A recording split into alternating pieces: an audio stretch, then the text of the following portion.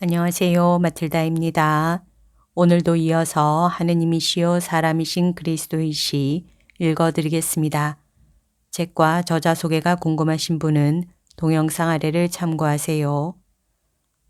공생활 첫해 69장 예수께서 리반산의 목자 베냐민과 다니엘을 찾아가신다.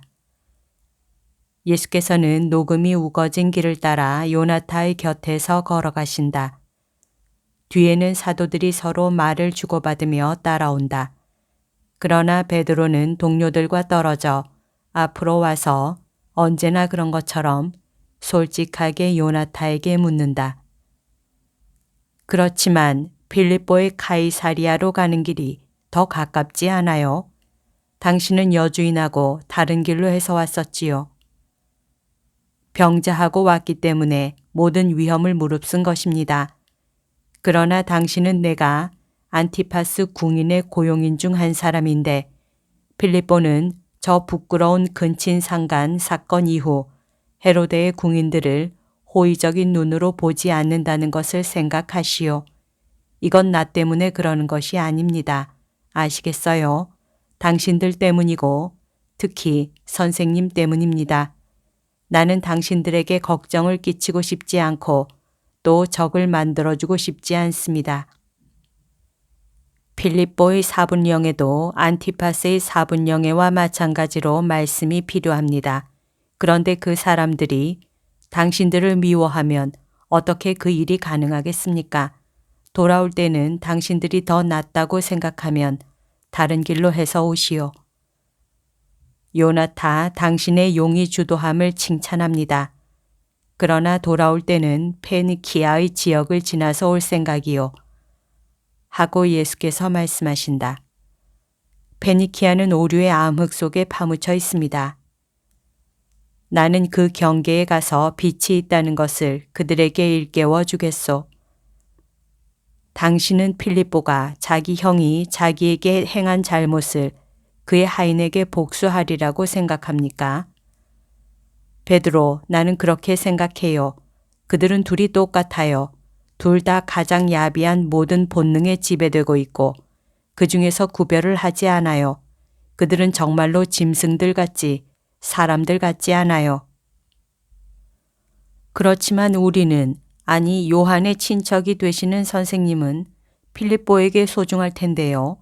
요컨대 요한은 하느님의 이름으로 말할 때 선생님의 이름으로 또 선생님을 위해 말한 것이 되니까요. 그는 당신들이 어디에서 오는지, 당신들이 누구인지 묻지도 않을 것입니다. 만일 당신들이 나와 같이 있는 것을 사람들이 보고 나를 알아보거나 또는 안티파스의 집안의 원수에 의해서 안티파스의 집사의 하인이라고 밀고 되기라도 하면 당신들을 즉시 옥에 가둘 것입니다. 왕의 주홍빛 옷 뒤에 어떤 타락한 상태가 있는지 당신들은 모를 거요. 복수, 불의, 밀고, 음탕, 도둑질 따위가 그들의 영혼의 음식이요. 영혼. 우리는 이렇게 말하지만 그들은 이제 영혼도 가지고 있지 않다고 생각해요. 보다시피 일은 잘 끝났습니다. 그렇지만 왜 요한이 풀려났습니까? 조정의 두 경관 사이의 싸움과 복수의 결과로 그렇게 된 것입니다. 두 사람 중에 한 사람이 안티파스가 요한을 지키는 일을 맡겨서 유리하게 배려해 주었던 경쟁자를 제거하기 위해 돈을 받고 밤에 옥문을 열어준 것입니다. 나는 그가 향료를 가미한 포도주로 경쟁자를 취하게 한 것으로 생각합니다. 그래서 이튿날 아침 그 불행한 사람은 탈출한 세례자 대신 목이 달아났지요. 정말이지 그 사람은 기분 나쁜 사람입니다. 그런데 당신 주인 거기 그대로 있지요. 좋은 사람같이 생각되는데. 그래요. 하지만 달리 어떻게 할 수가 없어요. 그의 아버지와 할아버지가 대헤로데의 조신이었으니 아들도 어쩔 수 없이 거기 머물러 있어야 하는 거지요. 그이는 동의하지 않아요. 그렇지만 그이가 할 수 있는 일은 그저 자기 아내를 저 타락한 궁정에서 멀리 떨어져 있게 하는 것뿐입니다. 그럼 그분은 여기 있기가 지긋지긋합니다. 하고 말하면서 그곳을 떠날 수 없을까요? 그렇게 할 수 있기야 하겠지요. 그렇지만 그이가 아무리 훌륭한 분이라 해도 아직 그렇게 할 능력은 없습니다. 그것은 틀림없이 죽음을 뜻하겠지요. 그런데 가장 높은 정도에까지 올려진 정신적인 충실로 죽기를 원하는 사람이 누가 있겠습니까? 세례자 같은 성인이나 그러지요. 그러나 우리 같은 불쌍한 사람들은 그들끼리 말하게 내버려 두었던 예수께서 개입하신다. 얼마 안 있어 알려진 세상의 모든 지점에서 4월에 풀밭에 피는 꽃만큼이나 많은 성인들이 은총에 대한 그 충실과 하느님께 대한 사랑으로 기꺼이 죽는 것을 보게 될 것이요. 정말입니까? 아이고, 그런 성인들에게 인사를 하고 보잘것없는 요나의 시몬을 위해 기도해 주십시오. 하고 말하고 싶습니다. 하고 베드로가 말한다. 예수께서는 빙그레 웃으시면서 그를 똑바로 바라보신다. 왜 저를 그렇게 보십니까? 내가 성인들을 도울 때 그들을 보게 될 것이고 성인들이 너를 도울 때 그들이 너를 보겠기 때문이다. 주님, 무슨 일을 도와줍니까? 그 위에 내 증언이 거행되고 세워질 제사의 봉헌된 돌이 되도록 말이다. 선생님의 말씀을 못 알아듣겠습니다. 알아듣게 될 것이다. 가까이 와서 그 말을 들은 다른 제자들은 서로 이야기를 나눈다.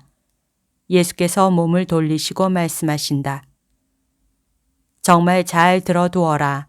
너희들은 모두가 이런 형벌이나 저런 형벌로 시련을 당할 것이다. 지금 당장은 너희들의 안락과 애정과 이해관계를 포기하는 고통이다.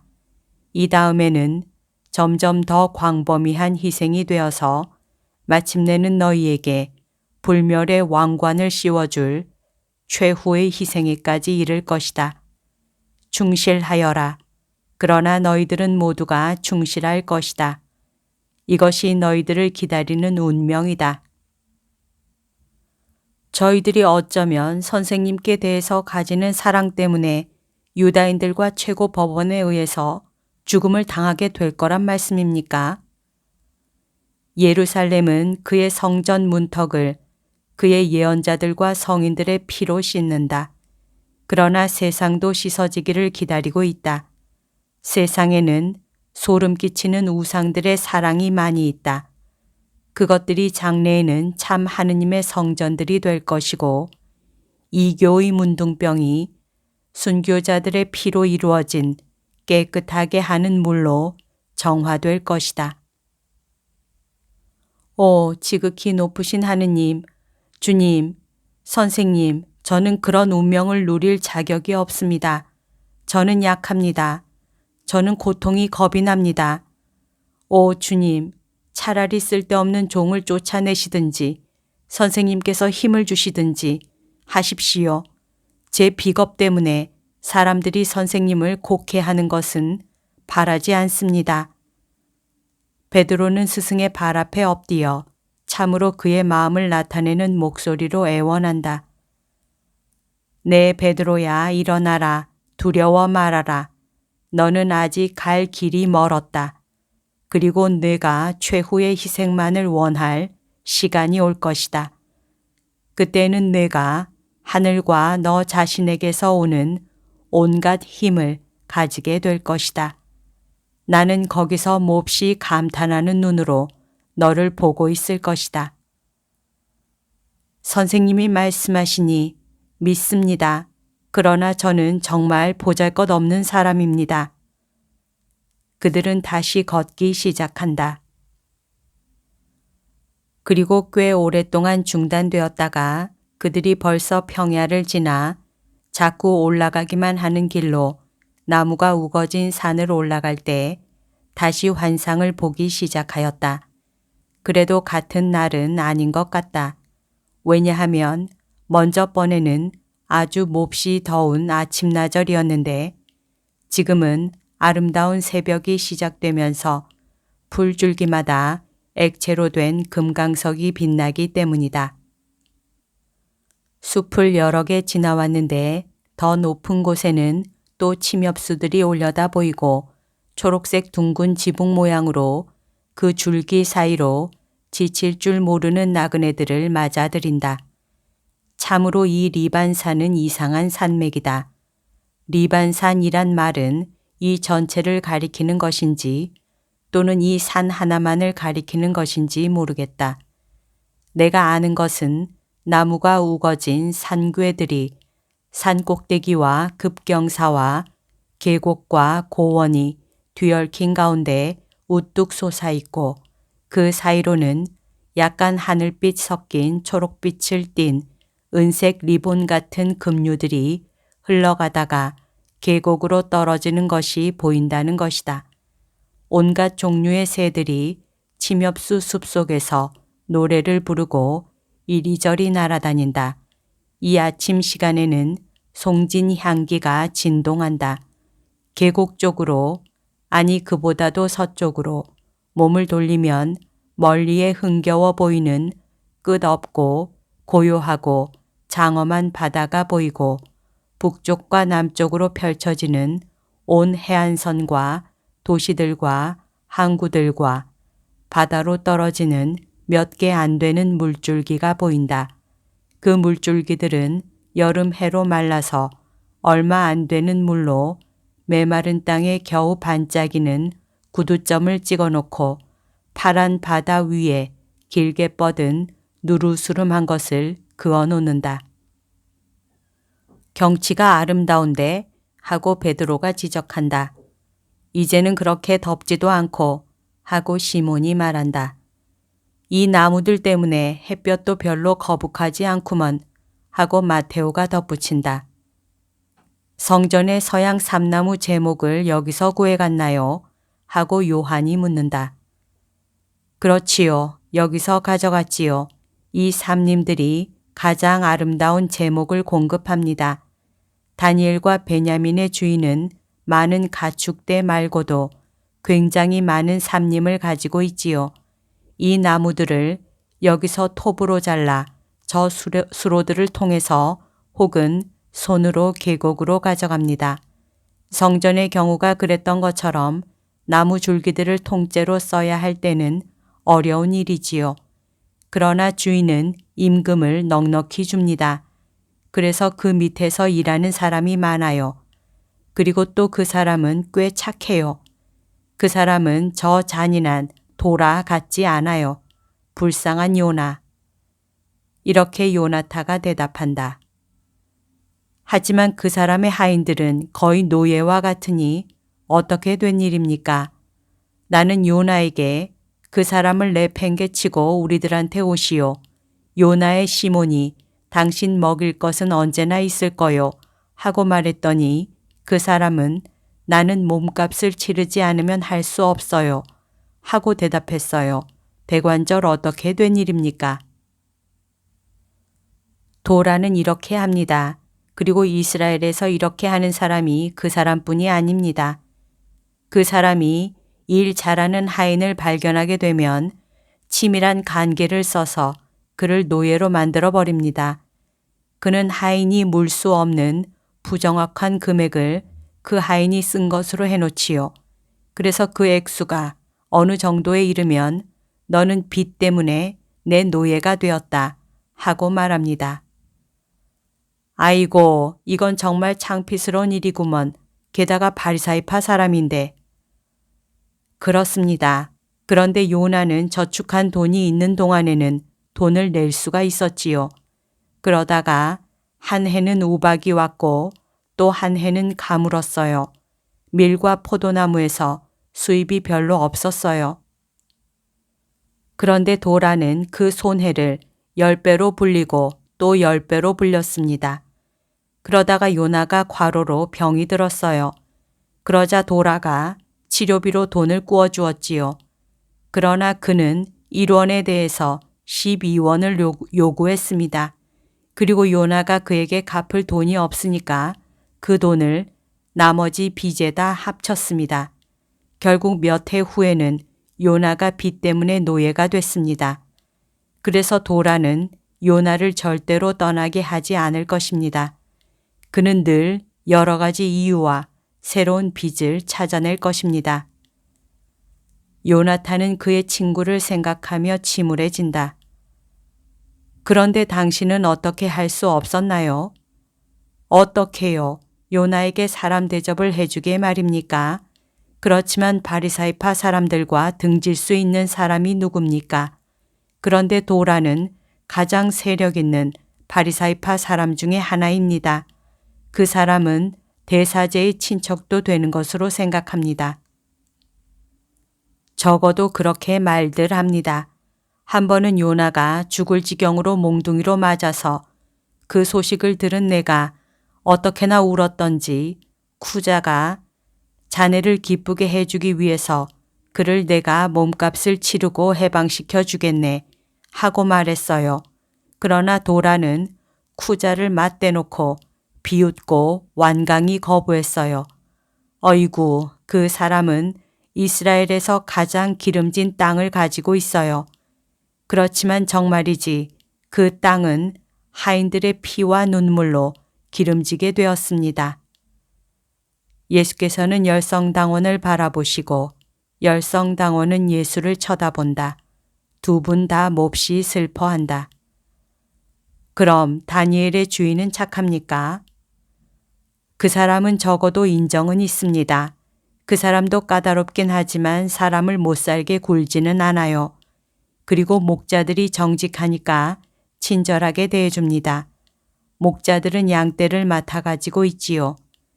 그 사람이 나를 알고 내가 쿠자의 하인이기 때문에 그리고 그의 이해관계에 도움이 될 수 있기 때문에 존중하지요. 그런데 주님, 왜 사람들이 그렇게 이기적입니까?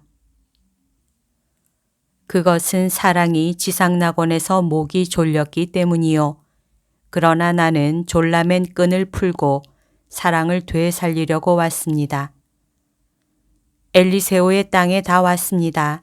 풀밭은 아직 멀리 떨어져 있지만 이 시간에 양떼들이 햇볕 때문에 거의 항상 양의 우리에 있습니다.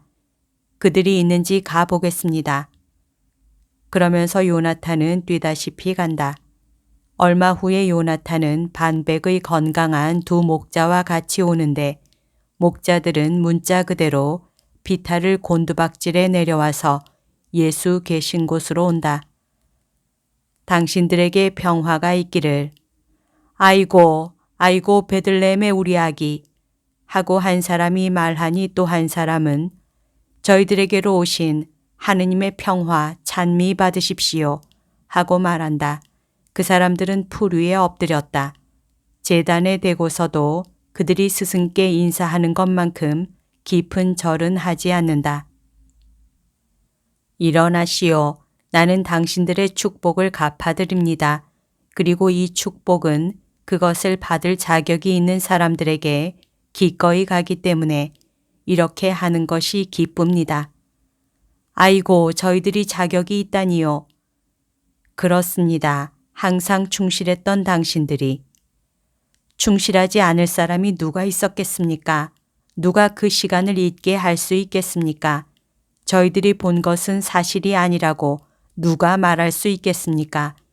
주님이 여러 달 동안 저희들이 저녁 때 양떼를 몰고 돌아올 때 저희들에게 방긋 웃어주시고 저희들의 피리 소리에 손뼉을 치시던 것을 누가 잊을 수 있겠습니까? 다니엘, 자네 기억하지? 거의 언제나 흰옷을 입고 어머니의 품에 안겨서 안나의 목장 풀밭이나 창문의 햇빛을 받으면 나타나실 때 눈같이 흰 어머니의 옷에 놓인 꽃 한 송이와 같으시던 때를 말입니다. 그리고 주님이 첫 걸음마를 떼실 때 주님의 머리보다는 덜 곱슬곱슬한 새끼 양을 쓰다듬으려고 오셨던 그때 주님은 얼마나 기뻐하셨는지요. 그리고 저희들은 저희들의 촌스러운 몸을 가지고 어찌할 바를 몰랐습니다. 저희들은 주님께 덜 상스러워 보이게 천사가 되었으면 했습니다. 오, 내 친구들, 나는 당신들의 마음을 보았었고 지금도 그 마음을 보고 있습니다. 그리고 보잘것없는 양치기들을 여기까지 찾아오셨군요. 내 친구들을 찾아왔습니다. 이제는 만족합니다. 당신들을 모두 다시 찾았으니 이제 다시는 잃지 않겠습니다. 사람의 아들과 그 친구들을 환대할 수 있습니까? 아이고 주님, 그걸 물어보십니까? 빵과 우유는 부족하지 않습니다. 그렇지만 저희가 빵을 한 입거리만 있다 해도 주님을 모시기 위해서 주님께 드릴 것입니다. 그렇지, 베냐민. 오, 바라고 바라던 주님, 저희들의 마음도 주님께 음식으로 드리겠습니다. 그럼 갑시다. 가서 하느님께 대한 말을 합시다. 그리고 주님의 부모님에 대해서도요. 그지없이 착하신 요셉에 대해서, 마리아에 대해서. 오 어머님, 보세요. 여기 싱싱한 수선화가 있습니다. 꽃이 아름답고 깨끗해서 금강석별 같습니다. 그렇지만 어머님은 아이고, 이 수선화는 어머님과 비교하면 때에 지나지 않습니다. 어머님의 미소 하나는 저희들의 마음을 깨끗하게 하는 것이었습니다. 어머님을 만나는 것은 기쁜 일이었습니다. 그분의 말씀은 저희들을 깨끗하게 했습니다. 베냐민, 자네도 어머님의 말씀을 기억하고 있지? 그럼 주님, 저는 그 말씀을 그대로 옮길 수 있습니다. 저희들이 어머님의 말씀을 들을 수 있었던 여러 달 동안 그분이 말씀하신 모든 것은 여기, 그러면서 가슴을 두드린다. 여기에 씌어 있으니까요. 그것은 저희 지혜의 책장이었는데 그것이 사랑의 말씀이기 때문에 저희들도 이해할 수가 있었습니다. 그것은 사랑. 오, 사랑은 모든 사람이 이해할 수 있는 것이니까요. 주님, 오십시오. 이 복된 집에 들어오셔서 축복해 주십시오. 그들은 넓은 양의 우리 곁에 있는 방으로 들어간다. 그리고 모든 것이 끝난다.